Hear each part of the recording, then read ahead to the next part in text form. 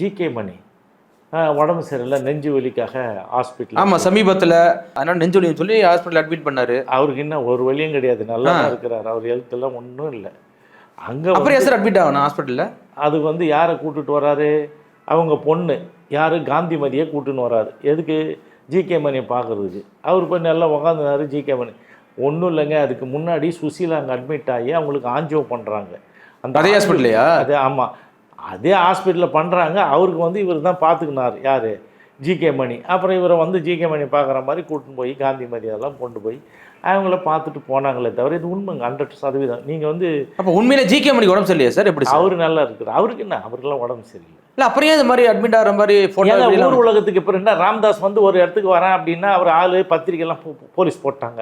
எதுக்கு போட்டாங்கன்னு கேட்பாங்கல்ல, என்ன விஷயம்னு.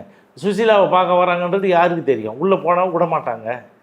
அப்புறம் ஜிகே மணி அதுக்கு முன்னாடியே போய் ஃபில்ம் போட்டு எல்லா பத்திரிக்கையிலும் வந்துடுது ஜிகே மணிக்கு உடல்நிலை சரியில்லைன்னு.